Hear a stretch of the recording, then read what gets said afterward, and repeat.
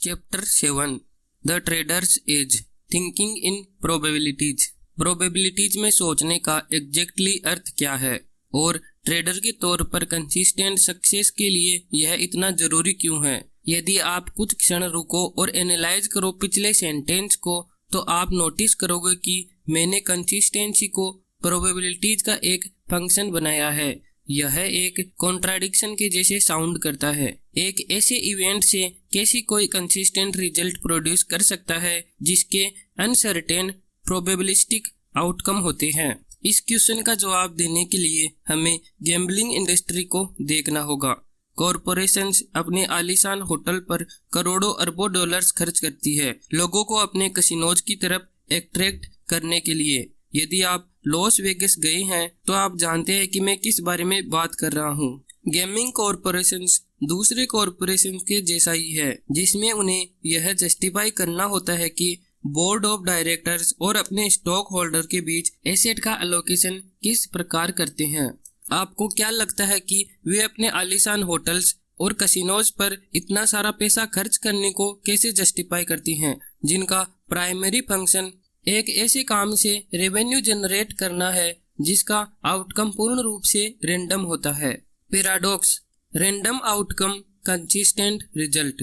यहाँ एक interesting paradox है। कसिनो एक ऐसा काम करके दिनों दिन और सालों साल कंसिस्टेंट प्रॉफिट बनाते हैं जिसका आउटकम पूर्ण रूप से रैंडम होता है। उसी समय पर ज्यादातर ट्रेडर्स मानते हैं कि मार्केट बिहेवियर के आउटकम रैंडम नहीं होते, फिर भी वे कंसिस्टेंट प्रॉफिट नहीं बना पाते।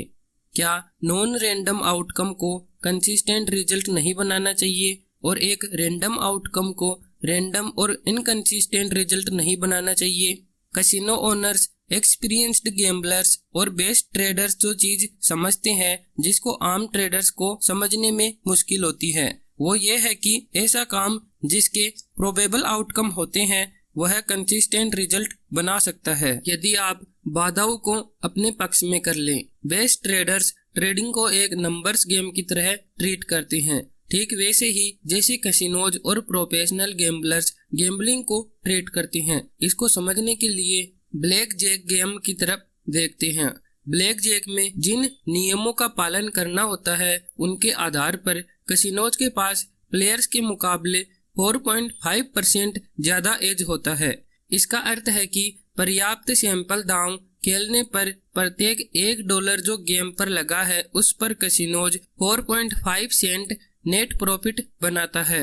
यह औसत 4.5 सेंट हर प्लेयर से लिया जाता है जो बड़े विनर्स बन के जाते हैं या फिर बड़े लूजर्स बन के जाते हैं। प्रत्येक दिन, सप्ताह, मंथ या साल के अंत में दांव पर लगाए गए टोटल अमाउंट का 4.5% कसिनो को मिलता है। यह 4.5% बहुत ज्यादा नहीं लगता, लेकिन चलो इसे इस पर्सपेक्टिव से देखते हैं। सपोज कीजिए एक साल में एक कसिनो के सभी ब्लैक जैक टेबल्स पर टोटल $100 मिलियन दांव पर लगाए जाते हैं, जिसमें कसिनो नेट $4.5 मिलियन बनाएगा। कसिनो ओनर्स और प्रोफेशनल गैम्बलर्स प्रोबेबिलिटी के नेचर के बारे में यह समझते हैं कि प्रत्येक इंडिविजुअल दांव हर दूसरे दांव से स्वतंत्र होता है। इसका अर्थ है कि प्रत्येक दांव यूनिक होता है जहां पर आउटकम रैंडम होता है और पिछले दांव या उसके नेक्स्ट अगले दांव से कोई संबंध नहीं रखता। यदि आप इंडिविजुअली प्रत्येक दांव पर फोकस करो तो पाओगे कि विनिंग दांव और लूजिंग दांव के बीच में रैंडम और अनप्रेडिक्टेबल डिस्ट्रीब्यूशन होता है, लेकिन सामूहिक आधार पर इसका ऑपोजिट ही सत्य होता है।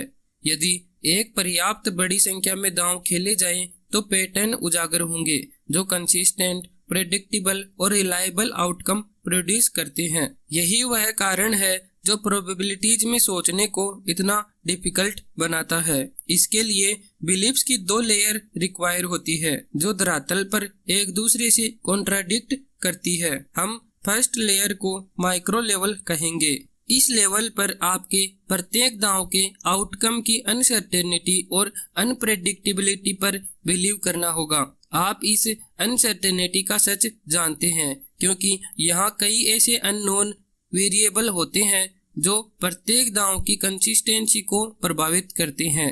एग्जाम्पल के लिए आप एडवांस में यह नहीं जान सकते कि दूसरे पार्टिसिपेंट्स अपना दांव कैसे खेलना डिसाइड करेंगे, जबकि वे अपने एडिशनल्स चिप्स या तो लेकर जा सकते हैं या डिक्लाइन कर सकते हैं। कोई भी वेरिएबल जो कंसिस्टेंसी पर एक्ट करता है उसे हम कंट्रोल नहीं कर सकते और ना ही पहले से जान सकते हैं। यही वजह से कोई पर्टिकुलर दांव का आउटकम दूसरे दांव के संबंध में अनसर्टेन और रैंडम होता है। सेकंड लेयर है मैक्रो लेवल। इस लेवल पर आपको यह बिलीव करना पड़ेगा कि दांवों की एक सीरीज का आउटकम रिलेटिवली सर्टेन और प्रेडिक्टेबल होता है। सर्टेनिटी का स्तर उन फिक्स्ड और कांस्टेंट वेरिएबल पर बेस्ड होता है जिनको हम एडवांस में जानते हैं और विशेषकर एक साइड या दूसरी साइड को एडवांटेज देने के लिए बने होते हैं। कांस्टेंट वेरिएबल से मेरा मतलब है गेम के रूल्स। इसलिए इवन दो आप विंस टू लूजेज का सीक्वेंस एडवांस में नहीं जान सकते, पर यदि पर्याप्त दांव खेले जाए तो आप रिलेटिवली सर्टेन हो सकते हैं कि जिसके पास एज होगा एंड में उसके लॉसेस से ज्यादा विंस होंगे। सर्टेनिटी का स्तर इस पर निर्भर करता है कि आप अपने एज पर कितने अच्छे हैं। यह माइक्रो लेवल पर गेम के अनप्रेडिक्टेबिलिटी पर बिलीव करने की योग्यता है, जिसके साथ ही मैक्रो लेवल पर गेम की प्रेडिक्टेबिलिटी पर बिलीव कसिनो को उनके काम में इफेक्टिव और सक्सेसफुल बनाता है। प्रत्येक दांव की यूनिकनेस पर उनका विश्वास उन्हें प्रत्येक दांव के आउटकम को प्रिडिक्ट करने की कोशिश में लिप्त होने से बचाता है। वे इस फैक्ट को सीख जाते हैं और पूर्ण रूप से एक्सेप्ट कर लेते हैं कि आगे क्या होगा इसे वे नहीं जानते हैं। और इससे भी इम्पोर्टेंट, वे कंसिस्टेंटली पैसे बनाने के लिए उन्हें जानने की जरूरत भी नहीं है, क्योंकि उन्हें आगे क्या होने वाला है ये जानना नहीं पड़ता। इसलिए वे इंडिविजुअल दांव को भावनात्मक या अन्य विशेष महत्व नहीं देते। दूसरे शब्दों में कहें तो उन पर आगे क्या होगा इसकी अनरियलिस्टिक एक्सपेक्टेशन हावी नहीं होती और ना ही उन पर हर बार राइट होने का ईगो शामिल होता है। परिणाम स्वरूप बाधाओं को अपने फेवर में रखने में वे फोकस्ड रहते हैं और फ्लॉलेसली एग्जीक्यूट कर पाते हैं। वे रिलैक्स्ड रह पाते हैं क्योंकि वे प्रोबेबिलिटीज को अपने स्तर पर खेलने के लिए कमिटेड होते हैं और वे जानते हैं कि यदि उनका एज गुड इनफ होगा तो वे लास्ट में विनर बनकर निकलेंगे। बेस्ट ट्रेडर भी कैसीनो और प्रोफेशनल गैम्बलर के जैसे ही सेम थिंकिंग स्ट्रेटजी यूज करती हैं। न केवल यह उनके बेनिफिट के लिए काम करती है, बल्कि जो अंडरलाइंग डायनेमिक्स ऐसी स्ट्रेटजी के लिए चाहिए होती है वह ट्रेडिंग में भी गैम्बलिंग के जैसी ही होती है। इन दोनों के बीच एक सिंपल कंपैरिजन आपको यह अच्छे से समझा देगा। पहला, ट्रेडर, गैम्बलर और कैसीनो ये सभी नॉन और अननोन दोनों वेरिएबल से डील कर रहे होते हैं जो प्रत्येक ट्रेड या गैम्बलिंग इवेंट को अफेक्ट करते हैं। गैम्बलिंग में नॉन वेरिएबल्स गेम के रूल्स हैं। ट्रेडिंग में ये नॉन वेरिएबल्स मार्केट एनालिसिस के रिजल्ट हैं। मार्केट एनालिसिस मार्केट में पार्टिसिपेट करने वाले सभी लोगों के बिहेवियर पैटर्न को खोजता है। हम जानते हैं कि इंडिविजुअल्स सिमिलर सिचुएशन में बार बार सेम तरीके से एक्ट करते हैं और ऑब्जर्वेबल बिहेवियर पैटर्न प्रोड्यूस करते हैं। इसी तरीके से व्यक्तियों का समूह एक दूसरे के साथ इंटरेक्ट करते हुए day after day, week after week ऐसे बिहेवियर पैटर्न बनाते हैं जो अपने आप को रिपीट करते हैं। ये बिहेवियर पैटर्न आसानी से खोजे जा सकते हैं और एनालिटिकल टूल जैसे trend lines, moving average, oscillators आदि का यूज करके पहचाने जा सकते हैं। प्रत्येक एनालिटिकल टूल प्रत्येक बिहेवियर पैटर्न की बाउंड्रीज डिफाइन करने के लिए कुछ क्राइटेरिया यूज करता है। यह क्राइटेरिया और ट्रेडर द्वारा पहचान की गई बाउंड्रीज मार्केट के नॉन वेरिएबल्स हैं। ये सब इंडिविजुअल ट्रेडर के लिए वैसे ही हैं जैसे कैसीनो और गैम्बलर के लिए रूल्स होते हैं। इससे मेरा मतलब है कि ट्रेडर के एनालिटिकल टूल्स वे नॉन वेरिएबल्स हैं जो सक्सेस की बाधाओं को ट्रेडर के फेवर में मोड़ देते हैं। दूसरा, हम जानते हैं कि गैम्बलिंग में कई अननोन वेरिएबल्स प्रत्येक गेम के आउटकम पर एक्ट करते हैं। ब्लैक जैक में अननोन वेरिएबल डेक की सप्लिंग है और यह है कि प्लेयर्स कैसे दांव खेलना चूज करते हैं। ये सब अननोन वेरिएबल्स प्रत्येक इंडिविजुअल इवेंट पर इस तरीके से एक फोर्स के समान एक्ट करते हैं कि जिसके कारण प्रत्येक इवेंट एक दूसरे से स्वतंत्र हो जाता है। ट्रेडिंग में भी कई अननोन वेरिएबल्स इन्वॉल्व होते हैं जो ट्रेडर द्वारा पहचानी गई पर्टिकुलर बिहेवियर पैटर्न के परिणाम पर एक्ट करते हैं। ट्रेडिंग में यह अननोन वेरिएबल्स वे दूसरे ट्रेडर्स हैं जो मार्केट में आकर ट्रेड लेने और एग्जिट करने का पोटेंशियल रखते हैं। प्रत्येक ट्रेड किसी विशेष मोमेंट में मार्केट की पोजीशन में कंट्रीब्यूट करती है, जिसका अर्थ है प्रत्येक ट्रेडर अपने हाई और लो के बिलीफ पर एक्ट करता है। यदि यहाँ एक रिकॉग्नाइजेबल पैटर्न है और यदि वह वेरिएबल जो पैटर्न को कंफर्म करने के लिए ट्रेडर के एज में मौजूद है, तो हम कह सकते हैं कि मार्केट उस ट्रेडर को लो पर बाई करने या हाई पर सेल करने की अपॉर्चुनिटी ऑफर कर रहा है। सपोज कीजिए कि वह ट्रेडर इस अपॉर्चुनिटी को ले लेता है और अपने एज का एडवांटेज लेकर ट्रेड ले लेता है। कौन सा फैक्टर डिटरमाइन करेगा कि मार्केट उसके पक्ष में जाएगा या उसके खिलाफ जाएगा?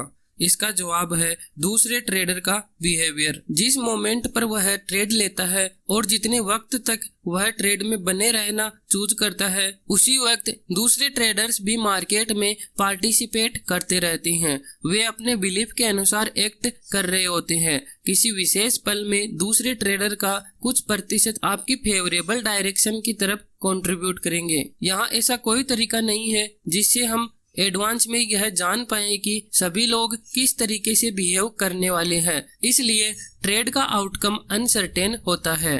जब सभी ट्रेड्स का आउटकम अनसर्टेन होता है तो गैम्बलिंग के जैसे ही प्रत्येक ट्रेड भी अगली ट्रेड से स्वतंत्र होनी चाहिए। इवन दो ट्रेडर इसी सेम सेट का यूज करके प्रत्येक ट्रेड के लिए अपना एज आइडेंटिफाई कर सकता है। इससे अधिक यदि प्रत्येक ट्रेड एक दूसरे से स्वतंत्र है तो यहाँ पर विन्स एंड लूजेस के बीच में रैंडम डिस्ट्रीब्यूशन भी होना चाहिए। तीसरा, कैसीनो ओनर प्रेडिक्ट नहीं करते और प्रत्येक इंडिविजुअल इवेंट के आउटकम को एडवांस में जानने की कोशिश भी नहीं करते। प्रत्येक गेम में अननोन वेरिएबल्स ऑपरेट करते हैं और यह बहुत डिफिकल्ट हो सकता है। इस फैक्ट के साथ कंसिस्टेंट रिजल्ट क्रिएट करना आवश्यक नहीं है। कैसीनो ऑपरेटर्स यह सीख जाते हैं कि उन्हें बस इतना करना है कि सभी बाधाओं को अपने फेवर में करना है और दावों की लार्ज इनफ सीरीज खेलनी है। Trading in the moment, way traders जो प्रोबेबिलिटीज में सोचना सीख जाते हैं वे मार्केट को इसी पर्सपेक्टिव से अप्रोच करते हैं। माइक्रो लेवल पर वे बिलीव करते हैं कि प्रत्येक ट्रेड यूनिक होती है। ट्रेडिंग के नेचर के बारे में वे यह समझते हैं कि किसी विशेष मोमेंट में मार्केट चार्ट पर एग्जैक्टली वैसे ही दिख सकता है जैसे वह पिछली बार दिख रहा था और जियोमेट्रिक मेजरमेंट और मैथमेटिकल कैलकुलेशंस भी एक जैसी हो सकती है, लेकिन मार्केट की खुद की एक मोमेंट से दूसरे मोमेंट में एक्चुअल कंसिस्टेंसी कभी भी सेम नहीं होती है। किसी पर्टिकुलर पैटर्न के पिछले के जैसे सेम होने के लिए जरूरी है कि वह प्रत्येक ट्रेडर इस समय भी पार्टिसिपेट करे जो पिछले समय मार्केट में था। इससे अधिक उसे एक दूसरे के साथ पिछली बार के जैसे ही सेम तरीके से इंटीग्रेट करना होगा वही आउटकम पाने के लिए। यह एक्सट्रीमली इम्पोर्टेंट है कि आप इस फिनोमिना को समझें, क्योंकि आपकी ट्रेडिंग पर साइकोलॉजिकल इम्प्लीकेशन इतना इम्पोर्टेंट नहीं होगा। हम मार्केट बिहेवियर को पहचानने और अपना बेस्ट एज फाइंड करने के लिए कई सारे टूल्स का यूज कर सकते हैं और एनालिटिकल दृष्टिकोण से यह पैटर्न प्रिसाइजली प्रत्येक एस्पेक्ट से सेम दिख सकते हैं, लेकिन ट्रेडर्स के ग्रुप की कंसिस्टेंसी जो यह पैटर्न क्रिएट कर रहे हैं वह पिछले ग्रुप के मुकाबले अलग हो सकती है और तब करंट पैटर्न का आउटकम भी पिछले पैटर्न से डिफरेंट होगा।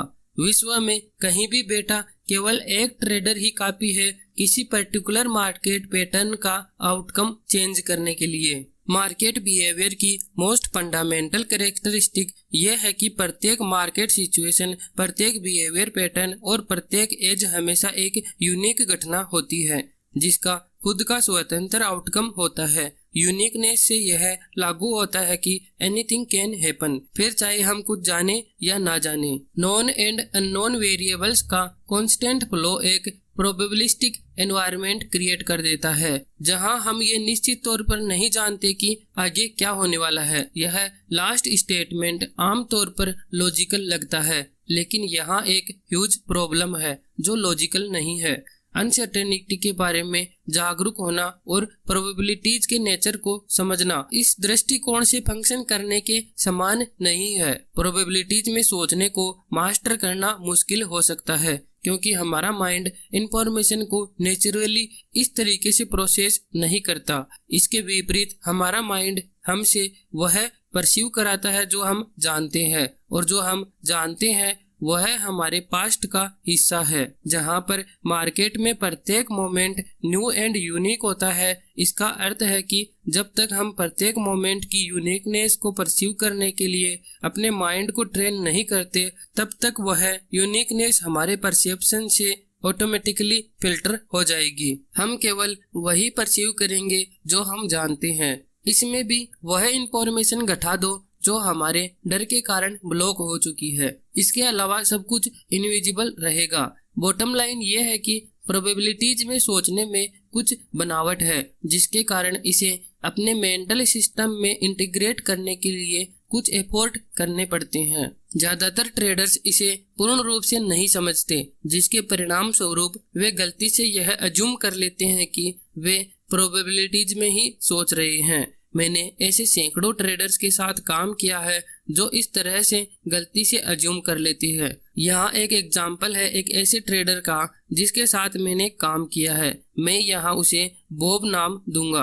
बॉब एक सर्टिफाइड ट्रेडिंग एडवाइजर है जो लगभग $50 मिलियन के इन्वेस्टमेंट मैनेज करता है। वह इस बिजनेस में लगभग 30 सालों से है। वह मेरी एक वर्कशॉप में आया क्योंकि वह कभी भी 12 से 18% से ज्यादा एनुअल रिटर्न कभी प्रोड्यूस नहीं कर पाया है। यह एक उचित रिटर्न है, लेकिन बॉब इसे बिल्कुल भी सेटिस्फाइड नहीं था क्योंकि उसका एनालिटिक्स उसे यह बताता है कि उसे एनुअली 150 से 200% के रिटर्न बनाने चाहिए थे। मैं बॉब को प्रोबेबिलिटीज के नेचर में अच्छा निपुण कहूँगा। दूसरे अर्थ में कहें तो वह इस कॉन्सेप्ट को समझता था, लेकिन वह प्रोबेबिलिटीज के पर्सपेक्टिव से फंक्शन नहीं करता था। वर्कशॉप अटेंड करने के बाद उसने मुझसे कुछ एडवाइस के लिए पूछा। यह कुछ एंट्री है जो मैंने अपने जर्नल में उसके साथ फोन पर बात करने के बाद लिखी थी। 28 सितंबर 1995। बॉब ने एक प्रॉब्लम को लेकर कॉल किया। उसने एक बड़ी ट्रेड ली और मार्केट में एक स्टॉप लगाया। मार्केट उसके स्टॉप की तरफ 1/3 गया और उसके एंट्री पॉइंट पर वापस आ गया, जहां पर उसने ट्रेड से बाहर निकलने का डिसाइड कर लिया। उसके बाहर हो जाने के तुरंत बाद मार्केट उसकी ट्रेड के डायरेक्शन में 500 पॉइंट्स तक चला गया, लेकिन वह तो मार्केट से पहले ही निकल गया था। उसको समझ नहीं आया कि यह क्या चल रहा था। पहले मैंने उससे पूछा कि रिस्क पर क्या लगा हुआ था। उसको क्वेश्चन ही समझ में नहीं आया। उसने अज्यूम किया कि उसने रिस्क को एक्सेप्ट कर लिया है क्योंकि उसने स्टॉप लगाया था। मैंने जवाब दिया कि उसने स्टॉप लगा दिया, इसका मतलब यह नहीं कि उसने रिस्क को भी पूर्ण रूप से एक्सेप्ट कर लिया है। यहाँ बहुत सी चीजें हैं जो रिस्क पर होती है, पैसे गंवाना, गलत सिद्ध होना, परफेक्ट नहीं बन पाना आदि। मैंने बताया कि एक व्यक्ति के बिलीफ्स उसके एक्शन से पता चलते हैं। हम यह अज्यूम कर सकते हैं कि वह इस बिलीफ के साथ ऑपरेट कर रहा है कि एक डिसिप्लिन ट्रेडर बनने के लिए व्यक्ति को रिस्क को डिफाइन करना होगा और स्टॉप लगाना होगा, और वह ऐसा करता भी है। लेकिन एक व्यक्ति स्टॉप लगाता है और उसी समय पर यह बिलीव नहीं करता कि अगर ट्रेड उसके अगेंस्ट जाती है तो स्टॉप लॉस उसे बाहर कर देगा। बाय द वे, उसने सिचुएशन डिस्क्राइब की। यह ऐसे साउंड कर रही थी जैसे एग्जैक्ट यही प्रॉब्लम उसके साथ हो रही थी। जब उसने ट्रेड ली, उसने यह बिलीव नहीं किया कि वह बाहर भी हो सकता है, ना ही उसने यह बिलीव किया कि मार्केट उसके अगेंस्ट भी जा सकता है। मेरे द्वारा उसे यह बताने के बाद उसने कहा कि यह एग्जैक्ट सेम एटीट्यूड था जब उसने ट्रेड को छोड़ा था। उसने कहा कि वह इस ट्रेड का कई हफ्तों से वेट कर रहा था और जब फाइनली मार्केट उस पॉइंट पर आया, उसने सोचा कि यह तुरंत रिवर्स कर जाएगा। मैंने उसे जवाब दिया और याद दिलाया कि उसे क्या सीखना है। प्रोबेबिलिटीज में सोचने की शर्त यह है कि आप रिस्क को एक्सेप्ट करें, क्योंकि यदि आप नहीं करते तो आप उन पॉसिबिलिटीज को फेस नहीं करना चाहोगे जिनको आपने एक्सेप्ट नहीं किया है। जब आप अपने माइंड को प्रोबेबिलिटीज में सोचने के लिए ट्रेन कर लेते हैं तो इसका अर्थ है कि आपने सभी पॉसिबिलिटीज को पूर्ण रूप से स्वीकार कर लिया है। इस तरीके से सोचना तब तक इम्पॉसिबल है जब तक आप इसके लिए जरूरी मेंटल वर्क नहीं कर लेते। इनफैक्ट जिस स्तर पर आप सोचते हैं कि आप आगे क्या होने वाला है यह जानते हैं, या फिर आप यह अज्यूम करते हैं कि आप जानते हैं, या फिर आपको इसे जानने की जरूरत महसूस होती है, उसी स्तर पर आप ट्रेडर के तौर पर फेल हो जाते हैं। वे ट्रेडर्स जो प्रोबेबिलिटीज में सोचना सीख जाते हैं वे अपनी ओवरऑल सक्सेस पर कॉन्फिडेंट होते हैं, क्योंकि वे हर वह ट्रेड लेने के लिए कमिटेड रहते हैं जो उनके एज पर कंफर्मेशन देती है। वे अपने एज को इस तरीके से चूज नहीं करते कि इस ट्रेड पर क्या काम करेगा, और वे किसी एज को इसलिए भी अवॉइड नहीं करते कि वह काम नहीं करेगा। यदि वे ऐसा करेंगे तो वे अपने बिलीफ्स पर कॉन्ट्राडिक्ट करेंगे। वे पेनफुल तरीके से यह सीखे होते हैं कि वे एडवांस में यह नहीं जान पाते कि कौन सा एज इस बार काम करेगा और कौन सा नहीं करेगा। वे आउटकम्स को प्रेडिक्ट करना छोड़ देते हैं। दूसरी तरफ आप ऐसा क्यों सोचते हैं कि अनसक्सेसफुल ट्रेडर्स मार्केट एनालिसिस के लिए ऑब्सेस्ड रहते हैं? वे सर्टेनिटी के सेंस की क्रेविंग करते हैं, आल्दो इसे कुछ ही लोग एडमिट करते हैं। सच तो यह है कि एक आम ट्रेडर प्रत्येक ट्रेड में सही साबित होना चाहता है। वह डेस्परेट तरीके से सर्टेनिटी क्रिएट करना चाहता है जो कि एग्जिस्ट नहीं करती।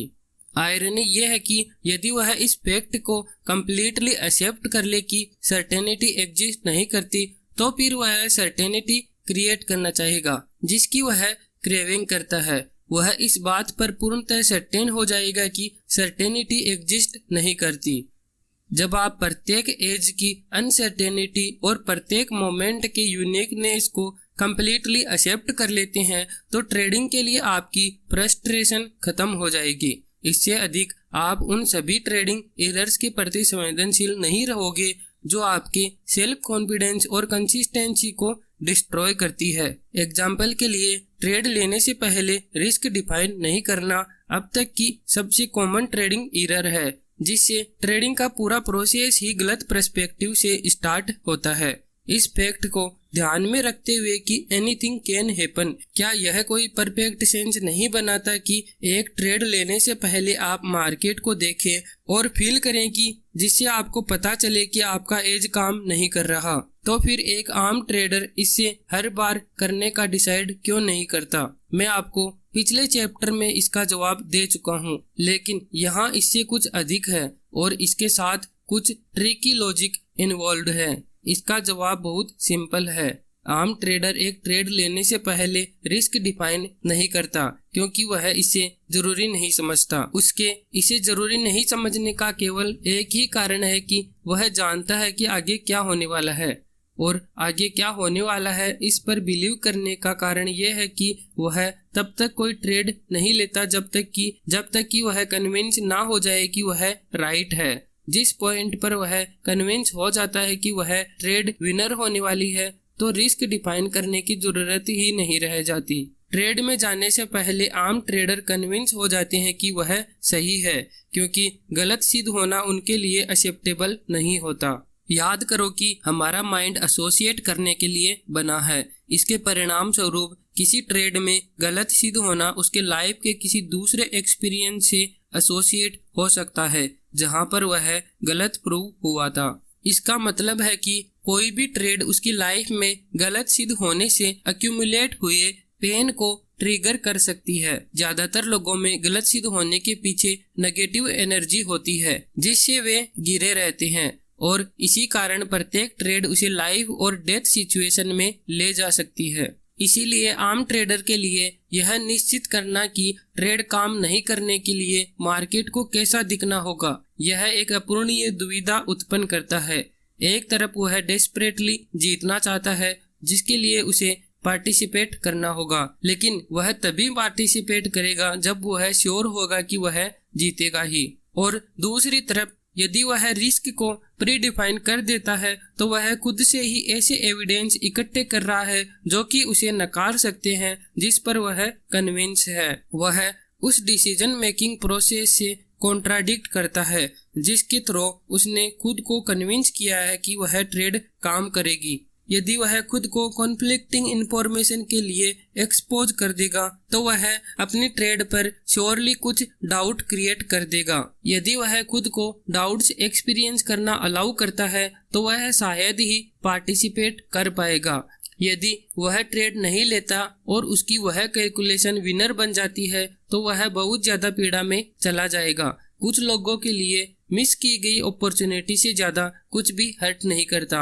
आम ट्रेडर के लिए इस साइकोलॉजिकल दुविधा से बाहर निकलने का एक ही रास्ता है कि वे रिस्क को इग्नोर करें और इस बात पर कन्विंस्ड रहे कि उनकी ट्रेड राइट है। यदि इनमें से कोई भी कारण आपके लिए फेमिलियर साउंड करता है तो इसे कंसीडर कीजिए। जब आप खुद को कन्विंस कर रहे हैं कि आप सही हैं, तब आप खुद से यह कह रहे होते हैं कि मैं जानता हूं कि मार्केट में कौन है और कौन मार्केट में आने वाला है।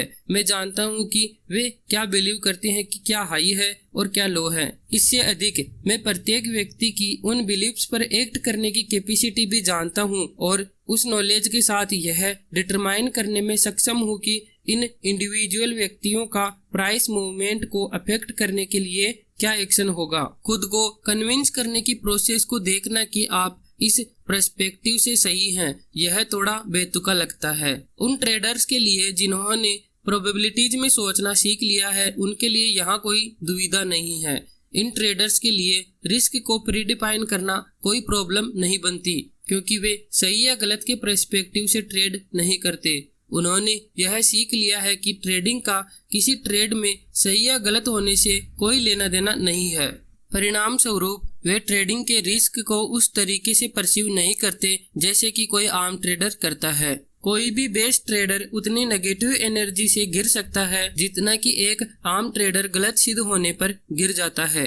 लेकिन वे जब तक लेजिटिमेट तरीके से ट्रेडिंग को एक प्रोबेबिलिटी गेम मानते हैं, तब तक किसी भी ट्रेड के आउटकम पर उनका इमोशनल रेस्पॉन्स वैसे ही होता है जैसे एक आम ट्रेडर सिक्का उछालने पर हेड मांगता है और टेल आने पर फील करता है। एक गलत कॉल। लेकिन अधिकांश लोग इस स्थिति में उतना पेन फील नहीं करते जितना दूसरे कामों में गलत सिद्ध होने पर करते हैं। ऐसा क्यों होता है? अधिकांश लोग जानते हैं कि कॉइन उछालने पर आउटकम रैंडम आता है। यदि आप मानते हैं कि आउटकम रैंडम है तो आप नेचुरली रैंडम आउटकम ही एक्सपेक्ट करते हैं। रैंडमनेस का अर्थ है किसी स्तर की अनसर्टेनिटी। इसलिए जब आप एक रैंडम आउटकम में बिलीव करते हैं तो इसका अर्थ है कि आप यह भी एक्सेप्ट कर रहे हैं कि आप नहीं जानते कि आउटकम क्या होगा। जब हम एक घटना को इस तरीके से एक्सेप्ट कर लेते हैं कि हम नहीं जानते कि आगे क्या होने वाला है, तो यह एक्सेप्टेंस हमारी एक्सपेक्टेशन को न्यूट्रल और ओपन एंडेड रखती है। अब हम उस मूल चीज की तरफ चलते हैं जो आम ट्रेडर्स की समस्या है। मार्केट बिहेवियर के बारे में कोई भी एक्सपेक्टेशन जो स्पेसिफिक है, वेल डिफाइंड है और अडिग है, तो वह अनरियलिस्टिक और नुकसान पहुंचाने वाली है। मैं अनरियलिस्टिक एक्सपेक्टेशन उसको कहता हूँ जो मार्केट के पर्सपेक्टिव से अवेलेबल पॉसिबिलिटीज से मेल नहीं खाती है। यदि मार्केट में प्रत्येक मोमेंट यूनिक है और यहाँ कुछ भी संभव है तो यहाँ पर कोई भी एक्सपेक्टेशन रखना अनरियलिस्टिक है। एक्सपेक्टेशन को मैनेज करना। अनरियलिस्टिक एक्सपेक्टेशन के कारण होने वाला डैमेज इससे आता है कि हम इंफॉर्मेशन को किस तरीके से परसीव करते हैं। एक्सपेक्टेशन आने वाले फ्यूचर मोमेंट का मेंटल रिप्रेजेंटेशन है। एक्सपेक्टेशन इससे आता है कि हम क्या जानते हैं। यह वाजिब है क्योंकि हम किसी ऐसी चीज की एक्सपेक्टेशन नहीं रख सकते जिसके बारे में हमें कोई नॉलेज नहीं है। जो हम जानते हैं वह उसी के समान है जो हमने सीखा है कि एक्सटर्नल एनवायरनमेंट कैसे बिहेव करता है। जिस पर हम विश्वास करते हैं वह ट्रुथ का हमारा पर्सनल वर्जन होता है। जब हम कुछ एक्सपेक्ट करते हैं तो हम खुद को फ्यूचर में प्रोजेक्ट करते हैं कि हम किस सच पर विश्वास करते हैं। हम बाहरी वातावरण को 1 मिनट, 1 आवर, 1 डे, 1 वीक और 1 मंथ के लिए उस तरीके से एक्सपेक्ट करते हैं जैसे वह हमारे माइंड में रिप्रेजेंट होता है।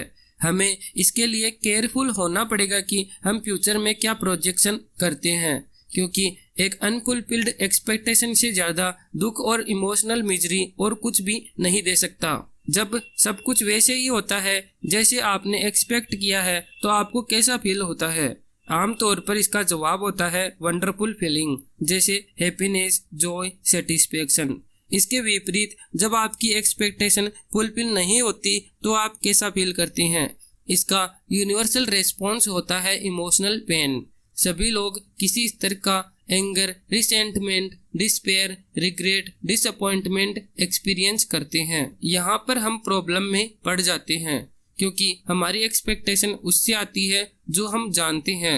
जब हम डिसाइड या बिलीव करते हैं कि हम कुछ जानते हैं तो हम उसमें नेचुरली राइट होने का एक्सपेक्ट करते हैं। उस पॉइंट पर अब हम न्यूट्रल और ओपन माइंडेड नहीं रह सकते और इससे समझना मुश्किल नहीं है कि हम क्यों नहीं रह सकते। हम बहुत अच्छा फील करने वाले हैं जब मार्केट हमारी उम्मीद के अनुसार चलता है, और यदि वह नहीं चलता तो हम हॉरिबल फील करने वाले हैं। तब हम एग्जैक्टली न्यूट्रल और ओपन माइंडेड नहीं है। इसके विपरीत एक्सपेक्टेशन के पीछे के बिलीफ का फोर्स हमारी उम्मीदों के अनुसार मार्केट इंफॉर्मेशन को परसीव करने का कारण बनता है, और हमारा पेन अवॉइडेंस मैकेनिज्म हमारी उम्मीदों के अनुसार ना चलने वाली इंफॉर्मेशन से हमें बचाता है।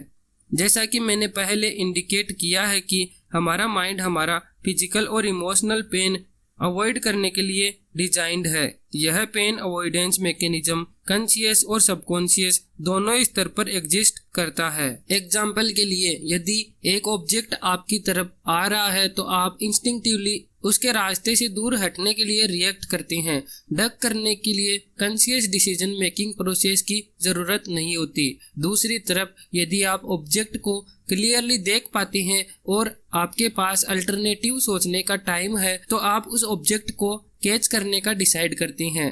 यह एग्जाम्पल है कि कैसे हम फिजिकल पेन से खुद को प्रोटेक्ट करते हैं।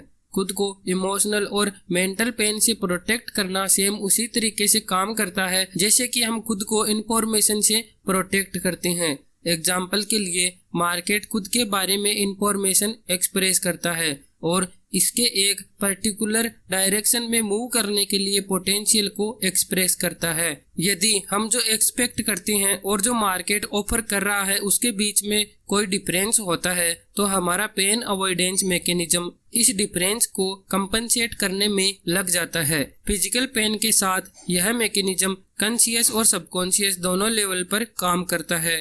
कॉन्शियस लेवल पर हमें पेनफुल इंफॉर्मेशन से प्रोटेक्ट करने के लिए हम रेशनलाइज करने लगते हैं, जस्टिफाई करने लगते हैं, बहाने बनाने लगते हैं। हम अपनी इच्छा से ऐसी इंफॉर्मेशन इकट्ठा करने लगते हैं जो इस कॉन्फ्लिक्टिंग इंफॉर्मेशन को न्यूट्रलाइज कर दे। सबकॉन्शियस लेवल पर तो यह पेन अवॉइडेंस प्रोसेस और भी जटिल और मिस्टीरियस है। इस लेवल पर हमारा माइंड हमारे दूसरे अल्टरनेटिव्स देखने की एबिलिटी को ब्लॉक कर सकता है, इवन दो दूसरे सर्कमस्टांसेस में हम इन्हें परसीव कर सकते हैं। अब क्योंकि वे इससे कॉन्फ्लिक्ट करते हैं कि हम क्या चाहते हैं, तो हमारा पेन अवॉइडेंस मैकेनिज्म उन्हें गायब कर देता है, जैसे कि वे एग्जिस्ट ही नहीं करती। इस फिनोमिनन को इलुस्ट्रेट करने के लिए एक बेस्ट एग्जांपल मैंने आपको पहले ही दे दिया है। हम एक ट्रेड में जहां मार्केट हमारे खिलाफ मूव कर रहा है, इनफैक्ट मार्केट ने उसके अपोजिट डायरेक्शन में ट्रेंड बना लिया है जहां हमने एक्सपेक्ट किया था। आमतौर पर हमें इस पैटर्न को आइडेंटिफाई करने और परसीव करने में कोई प्रॉब्लम नहीं होती यदि हम इस फैक्ट को भूल जाएं कि मार्केट हमारी पोजीशन के खिलाफ मूव कर रहा है। लेकिन यह पैटर्न अपना सिग्निफिकेंस खो देता है क्योंकि हमें इसको स्वीकार करना बहुत पेनफुल लगता है।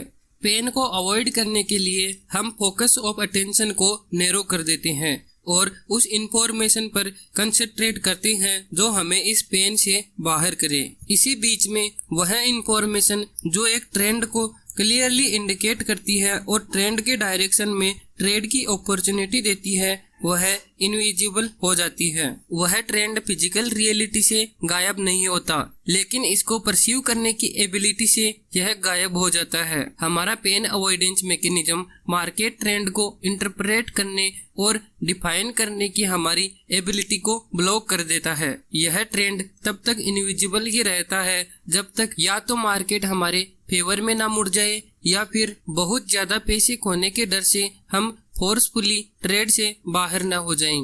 यह तब तक नहीं होता जब तक हम ट्रेड से बाहर नहीं होते या खतरे से बाहर नहीं होते। जब हमारे माइंड के लिए हमें प्रोटेक्ट करने के लिए कुछ नहीं होता, तब सभी डिस्टिंक्शंस जो परसीवेबल है वे सब क्लियरली दिखने लग जाते हैं। हम सभी में self protective pain avoidance mechanism से इंगेज करने का पोटेंशियल होता है, क्योंकि वे हमारे माइंड के ऑपरेट करने का नेचुरल फंक्शन होता है।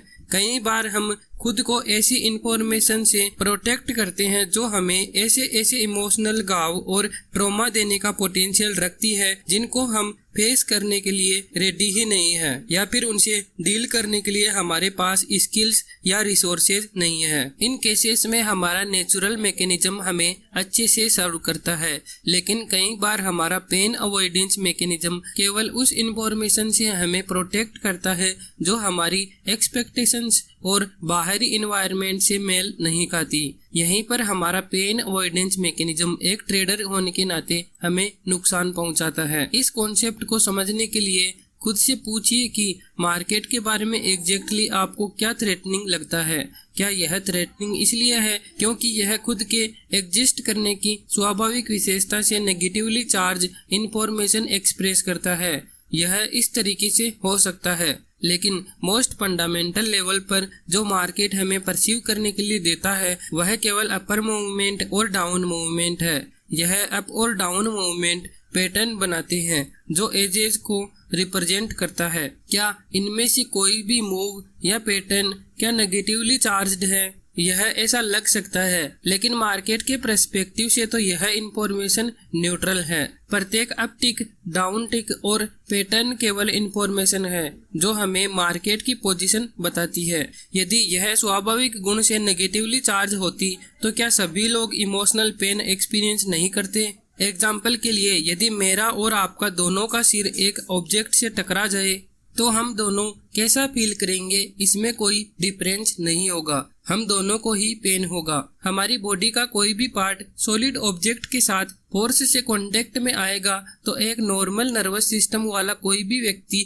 पेन एक्सपीरियंस करेगा। हम एक जैसे एक्सपीरियंस शेयर करते हैं क्योंकि हमारी बॉडी की स्ट्रक्चर एक जैसी ही होती है। पेन एक ऑटोमेटिक फिजियोलॉजिकल रेस्पॉन्स है। एनवायरनमेंट के एक्सप्रेस किए गए गेस्चर्स और वर्ड्स की इंफॉर्मेशन या मार्केट के अप और डाउन टिक्स भी सॉलिड ऑब्जेक्ट से टकराने जितने ही पेनफुल हो सकते हैं, लेकिन इंफॉर्मेशन और ऑब्जेक्ट के बीच में एक इम्पोर्टेंट डिफरेंस है। इंफॉर्मेशन टेंजिबल यानी कि मूर्त रूप में नहीं होती। इंफॉर्मेशन एटम्स और मॉलिक्यूल्स से नहीं बनती। इंफॉर्मेशन के पोटेंशियल इफेक्ट्स को एक्सपीरियंस करने के लिए कि यह नेगेटिव है या पॉजिटिव है, इसके लिए एक इंटरप्रिटेशन की जरूरत होती है। इंटरप्रिटेशंस जो हम बनाते हैं वे हमारे मेंटल फ्रेमवर्क का फंक्शन होते हैं। प्रत्येक व्यक्ति का मेंटल फ्रेमवर्क दो कारणों से यूनिक होता है। पहला ये कि हम सभी अलग अलग जेनेटिकली इनकोडेड बिहेवियर और पर्सनैलिटी के साथ जन्म लेते हैं, जिसके कारण हमारी सबकी अलग अलग जरूरतें होती हैं। कितने पॉजिटिवली और कितने नेगेटिवली इन जरूरतों पर एनवायरनमेंट रिस्पॉन्ड करता है यह भी सबके लिए यूनिक होता है। दूसरा कारण यह है कि सबके सामने विविध तरीके के एनवायरनमेंट फोर्सेस एक्सपोज होते हैं। इन फोर्सेस में से कुछ एक दूसरे के लिए सिमिलर हो सकते हैं पर कोई भी एग्जैक्टली सेम नहीं होता। यदि हम जेनेटिकली इनकोडेड पर्सनैलिटी गुणों के कॉम्बिनेशन को देखें जिनके साथ हम जन्म लेते हैं तो ये विभिन्न एनवायरनमेंट फोर्सेस के साथ मिलकर अनंत कॉम्बिनेशन होते हैं, जिनमें से सभी हमारे मेंटल फ्रेमवर्क को कंस्ट्रक्ट करने में कंट्रीब्यूट करते हैं। इस तरीके से यह देखना मुश्किल नहीं कि क्यों इस यूनिवर्स में सबका मेंटल फ्रेमवर्क कॉमन नहीं होता। हमारी बॉडी जिसकी एक कॉमन मॉलिक्यूलर स्ट्रक्चर होती है, इसके अलावा यह कोई यूनिवर्सल माइंडसेट नहीं है जो हमें यह अश्योर करे कि हम नेगेटिव और पॉजिटिव इफेक्ट के इंफॉर्मेशन को सेम तरीके से शेयर करेंगे। एग्जाम्पल के लिए, कोई आपको इमोशनल पेन देने के इरादे से आपकी इंसल्ट करता है तो इन्वायरमेंट के पर्सपेक्टिव से यह नेगेटिवली चार्ज इंफॉर्मेशन है। क्या आप इसके इंटेंडेड नेगेटिव इफेक्ट एक्सपीरियंस करेंगे? यह जरूरी नहीं है। इंफॉर्मेशन को नेगेटिव तरीके से एक्सपीरियंस करने के लिए आपको इसे नेगेटिव तरीके से इंटरप्रेट करना होगा।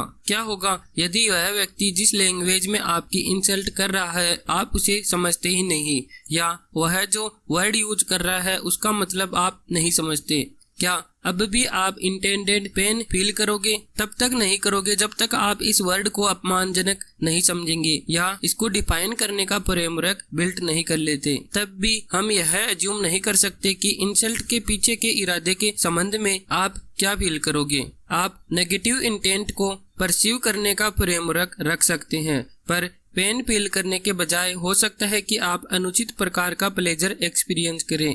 मेरा कई ऐसे लोगों से सामना हुआ है जो सिंपली अपने मनोरंजन के लिए लोगों के नेगेटिव इमोशंस को जगाना पसंद करते हैं। यदि इस प्रक्रिया में उनका अपमान किया जाता है तो यह उनके लिए जॉय क्रिएट करती है, क्योंकि वे जानते हैं कि वे कितने सक्सेसफुल हैं। एक व्यक्ति जो जेन्युइन लव एक्सप्रेस कर रहा है वह एनवायरनमेंट में पॉजिटिवली चार्ज्ड इंफॉर्मेशन प्रोजेक्ट कर रहा है। चलो मान लेते हैं कि इन पॉजिटिव फीलिंग्स को एक्सप्रेस करने के पीछे उसका इरादा अफेक्शन, प्यार और फ्रेंडशिप कन्वे करना है।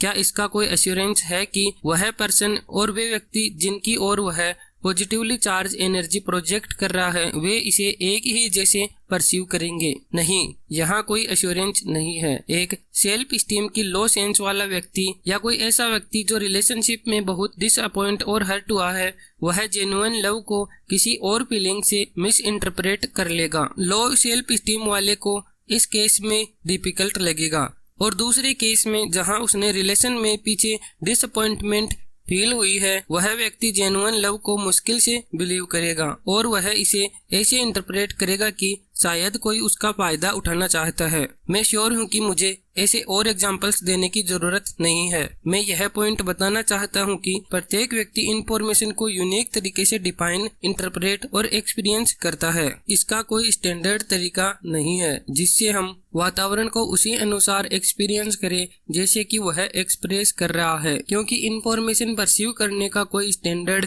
मेंटल फ्रेमवर्क नहीं होता। ऐसे विचार करो कि एक ट्रेडर के तौर पर मार्केट हमें प्रत्येक मोमेंट पर कुछ परसीव करने के लिए ऑफर कर रहा है। एक अर्थ से आप यह कह सकते हैं कि मार्केट हमारे साथ कम्युनिकेट कर रहा है। यदि हम इस आधार पर शुरू करें कि मार्केट स्वाभाविक रूप से कोई नेगेटिवली चार्ज्ड इंफॉर्मेशन जनरेट नहीं करता, तब हम यह कह सकते हैं और इस क्वेश्चन का जवाब दे सकते हैं कि एक नेगेटिव क्वालिटी की इंफॉर्मेशन क्या कारण से होती है। दूसरे शब्दों में कहें तो यह थ्रेट ऑफ पेन कहाँ से आता है। यदि यह मार्केट से नहीं आता तो फिर यह अवेलेबल इंफॉर्मेशन के इंटरप्रिटेशन से आता है। इंफॉर्मेशन को डिफाइन करना और इंटरप्रेट करना इस बात का एक फंक्शन है कि हम क्या जानते हैं और हम किस पर बिलीव करते हैं। यदि हम जो जानते हैं और जिस पर हम बिलीव करते हैं वह फैक्ट के रूप में ट्रू है और हम यह बिलीव नहीं करते कि यह नहीं है, तब जैसे ही हम फ्यूचर एक्सपेक्टेशन के रूप में अपने बिलीव्स प्रोजेक्ट करते हैं तो हम नेचुरली सही होने का एक्सपेक्ट करते हैं।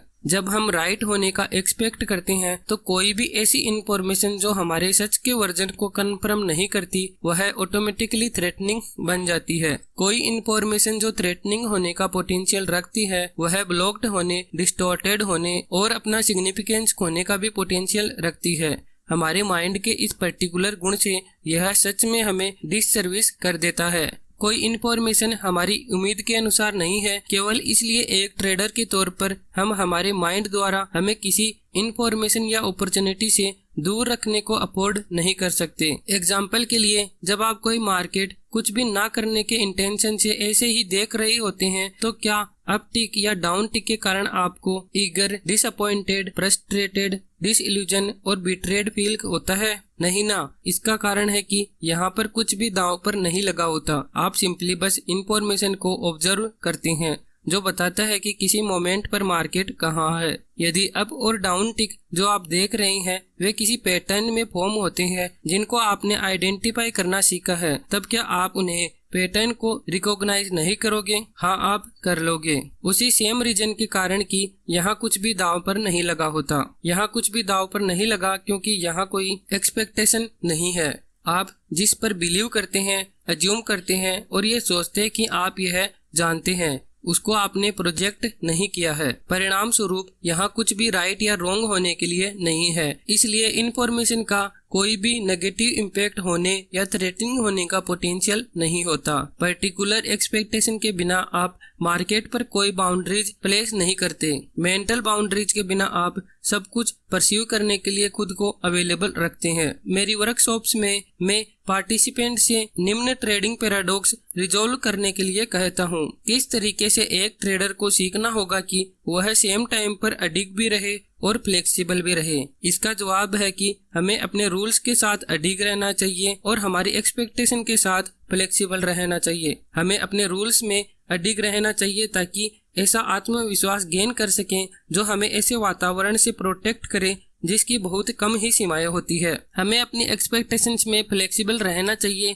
ताकि क्लैरिटी और ऑब्जेक्टिविटी के उच्चतम स्तर से मार्केट इंफॉर्मेशन परस्यू कर सके। इस पॉइंट पर बिना कहे ही हम जानते हैं कि आम ट्रेडर इसका ऑपोजिट ही करता है। वह अपने रूल्स में फ्लेक्सिबल होता है और एक्सपेक्टेशन में अडिग होता है। इंटरेस्टिंगली, जितना वह एक्सपेक्टेशन को लेकर अडिग रहेगा वह उतना ही अपने रूल्स को बेंड करेगा, वॉयलेट करेगा और ब्रेक करेगा। Eliminating the emotional risk. Trading के इमोशनल रिस्क को एलिमिनेट करने के लिए आपको मार्केट के प्रति एक्सपेक्टेशन को न्यूट्रलाइज करना होगा। मार्केट के पर्सपेक्टिव से सोचकर आप ऐसा कर सकते हैं। याद रखो कि मार्केट हमेशा प्रोबेबिलिटीज में कम्युनिकेट कर रहा है। कलेक्टिव लेवल पर आपका एज प्रत्येक रेस्पेक्ट में परफेक्ट हो सकता है, लेकिन इंडिविजुअल लेवल पर प्रत्येक ट्रेडर जो प्राइस मूवमेंट पर फोर्स डालने का पोटेंशियल रखता है वह आपके एज के पॉजिटिव आउटकम को नकार सकता है। प्रोबेबिलिटीज में सोचने के लिए आपको एक मेंटल फ्रेमवर्क या माइंडसेट क्रिएट करना होगा जो प्रोबेबिलिस्टिक एनवायरनमेंट के अंडरलाइंग प्रिंसिपल्स के साथ कंसिस्टेंट रहे। ट्रेडिंग से संबंधित एक प्रोबेबिलिस्टिक माइंडसेट के 5 फंडामेंटल ट्रूथ्स होते हैं। पहला, एनीथिंग कैन हैपन। दूसरा, पैसे बनाने के लिए आपको आगे क्या होने वाला है यह जानने की जरूरत नहीं है। तीसरा, किसी दिए गए वेरिएबल के सेट के लिए विंस और लॉसेस के बीच में रैंडम डिस्ट्रीब्यूशन होता है। चौथा, एक एज और कुछ नहीं बस एक घटना की दूसरी घटना के मुकाबले हाई प्रोबेबिलिटी में घटने का इंडिकेशन है। पांचवा, मार्केट में प्रत्येक मोमेंट यूनिक होता है। यह बात अपने माइंड में रखो कि इमोशनल पेन एक्सपीरियंस करने का पोटेंशियल इससे आता है कि आप इंफॉर्मेशन को कैसे इंटरप्रेट करते हैं। जब आप इन 5 ट्रूथ को अडेप्ट कर लेते हैं तो आपकी एक्सपेक्टेशंस हमेशा मार्केट एनवायरनमेंट की साइकोलॉजिकल रियलिटीज के साथ इनलाइन रहेगी। उचित एक्सपेक्टेशन के साथ आप मार्केट इंफॉर्मेशन को थ्रेटनिंग या पेनफुल तरीके से इंटरप्रेट करने का पोटेंशियल एलिमिनेट कर लोगे और इससे आप ट्रेडिंग के इमोशनल रिस्क को न्यूट्रलाइज कर लेंगे। यह आइडिया एक केयर फ्री मानसिक स्थिति क्रिएट करने का है जो इस फैक्ट को कम्प्लीटली एक्सेप्ट करे कि मार्केट में हमेशा कुछ अननोन फोर्सेस ऑपरेट कर रहे होते हैं। जब आप इन ट्रूथ्स को अपने बिलीफ सिस्टम का फुल्ली फंक्शनल पार्ट बना लेते हैं तो आपके माइंड का रेशनल पार्ट इन्हें उसी तरीके से डिफेंड करेगा जैसे यह ट्रेडिंग के दूसरे बिलीफ्स को डिफेंड करता है। इसका मतलब है कि कम से कम रेशनल लेवल पर आपका माइंड इस आइडिया के खिलाफ डिफेंड करेगा कि आप जानते हैं कि मार्केट आगे क्या करने वाला है। यह इस बिलीव के साथ कॉन्ट्राडिक्शन है कि प्रत्येक ट्रेड एक यूनिक इवेंट होता है जिसका आउटकम अनसर्टेन होता है और उसी समय पर आपका बिलीव कि आप यह जानते हैं कि मार्केट आगे क्या करने वाला है। यदि आप सच में एक अनसर्टेन आउटकम बिलीव करते हैं तो आपको यह भी एक्सपेक्ट करना होगा कि यहाँ कुछ भी हो सकता है। अदरवाइज जब तक आप अपने माइंड को यह होल्ड करने देंगे कि आप जानते हैं तो आप सभी अननोन वेरिएबल्स को मानने से इनकार कर देंगे। आपका माइंड इन दोनों तरीके से काम नहीं कर सकता। यदि आप यह बिलीव करते हैं कि आप कुछ जानते हैं तो वह मोमेंट आपके लिए यूनिक नहीं रह जाता। यदि मोमेंट यूनिक नहीं है तो सब कुछ नॉन और नोएबल हो जाता है। एग्जाम्पल के लिए, यदि आप सच में एक अनसर्टेन आउटकम में बिलीव करते हैं तो क्या आप कभी भी एडवांस में अपना रिस्क डिफाइन किए बिना कभी ट्रेड लेंगे? क्या आप कभी भी लॉसेस को कट करते समय हेजिटेट होंगे? यदि आप सच में बिलीव करते हैं कि आप नहीं जानते, ट्रेडिंग एरर्स के बारे में आपका क्या ख्याल है? यदि आप एक कॉइन उछालते हैं और राइट गेस करते हैं तो आप अनिवार्य रूप से अगली बार राइट गेस करने का एक्सपेक्ट नहीं करोगे क्योंकि आपने पिछली बार सही गेस किया था, और ना ही आप अगली बार गलत होना एक्सपेक्ट करोगे क्योंकि आपने पिछली बार गलत गेस किया था। क्योंकि आप हेड्स और टेल्स के बीच में रैंडम डिस्ट्रीब्यूशन पर बिलीव करते हैं, आपकी एक्सपेक्टेशन सिचुएशन की रियलिटी से परफेक्टली अलाइन हो जाती है। इसके परिणाम स्वरूप आप कोई इमोशनल पेन फील नहीं करते। एक ट्रेडर के तौर पर जब आप एक रैंडम आउटकम एक्सपेक्ट कर रहे हैं तो आप मार्केट जो कर रहा है उसको लेकर थोड़े सरप्राइज रहते हैं। रैंडम आउटकम एक्सपेक्ट करने का मतलब यह नहीं कि आप एक आउटकम को प्रोजेक्ट करने के लिए आप अपनी रीजनिंग और एनालिटिकल एबिलिटीज का यूज नहीं कर सकते। इसका अर्थ यह भी नहीं कि आप यह गेस ही ना करें कि आगे क्या होगा या इसकी कोई फीलिंग ही ना रखें। आप प्रत्येक इंस्टेंस पर राइट हो सकते हैं, पर आप राइट होने का एक्सपेक्ट नहीं कर सकते। और यदि आप राइट हैं तो आप यह एक्सपेक्ट नहीं कर सकते कि जो आपने पहले किया उसने अच्छा काम किया था तो यह अगली बार भी अच्छा काम करेगा। जो कुछ भी आप अब परस्यू कर रहे हैं वह कभी भी पिछले एक्सपीरियंस के जैसे सेम नहीं होगा, लेकिन इसका मतलब यह नहीं कि आपका माइंड दोनों को समान करने की कोशिश ही नहीं करेगा। यहाँ पर नव मूवमेंट और पास्ट के किसी मोमेंट के बीच में समानता हो सकती है, लेकिन यह समानता केवल बाधाओं को आपकी सक्सेस के फेवर में करने का काम करेगी। जब मैं कोई ट्रेड लेता हूँ तो मैं बस यही एक्सपेक्ट करता हूँ कि यहाँ कुछ तो होगा, चाहे मेरा एज कितना ही अच्छा हो। मैं केवल यही एक्सपेक्ट करता हूँ कि मार्केट मूव करे और किसी तरीके से खुद को एक्सप्रेस करे। यहाँ कुछ ऐसी चीजें हैं जो मैं निश्चित तौर पर जानता हूँ। मैं मार्केट के पास्ट बिहेवियर के आधार पर यह जानता हूँ कि मेरी ट्रेड के डायरेक्शन में मार्केट के मूव करने के ऑड्स गुड और एक्सेप्टेबल हैं। मैं ट्रेड में जाने से पहले यह भी जानता हूं कि मेरी पोजीशन के खिलाफ मार्केट को मैं कितना मूव करने दे सकता हूं। यहाँ हमेशा एक पॉइंट ऐसा होता है जहां प्रॉफिट पोटेंशियल के संबंध में मेरी सक्सेस के ऑड बहुत कम हो जाते हैं। उस पॉइंट पर केवल यह जानने के लिए कि ट्रेड काम करने वाली है, इसके लिए और पैसे खर्च करना वर्थ नहीं है। यदि मार्केट उन पॉइंट्स पर पहुंचता है तो मैं बिना किसी डाउट, हेजिटेशन और इंटरनल कॉन्फ्लिक्ट के लिए यह जानता हूं कि मैं ट्रेड से एग्जिट हो जाऊंगा। यह लॉस कोई इमोशनल डैमेज नहीं क्रिएट करता, क्योंकि मैं इस एक्सपीरियंस को नेगेटिवली एक्सप्रेस नहीं करता। मेरे लिए लॉसेस बिजनेस करने की कॉस्ट या वह अमाउंट है जो मैं विनिंग ट्रेड्स के लिए खुद को अवेलेबल रखने के लिए खर्च कर सकता हूँ। दूसरी तरफ यदि ट्रेड विनर हो जाती है तो मैं निश्चित तौर पर यह जानता हूँ कि मैं अपना प्रॉफिट कहाँ पर बुक करूँगा। बेस्ट ट्रेडर्स नव मोमेंट में होते हैं क्योंकि यहाँ कोई स्ट्रेस नहीं है। यहाँ कोई स्ट्रेस नहीं है क्योंकि जो मनी मैं एक ट्रेड पर स्पेंड करने वाला हूँ उसके अलावा यहाँ कुछ रिस्क पर नहीं लगा है। वे राइट होने की कोशिश नहीं करते और रॉन्ग होने को अवॉइड भी नहीं करते, और ना ही वे कुछ प्रूव करने की कोशिश करते हैं। जब कभी मार्केट उन्हें बताता है कि उनका एज काम नहीं कर रहा या अब प्रॉफिट बुक करने का टाइम है, तो उनका माइंड इस इंफॉर्मेशन को ब्लॉक नहीं करता। मार्केट जो उन्हें ऑफर करता है वे उसे कम्प्लीटली एक्सेप्ट करते हैं और वे अपने एज पर नेक्स्ट ट्रेड लेने का वेट करते हैं।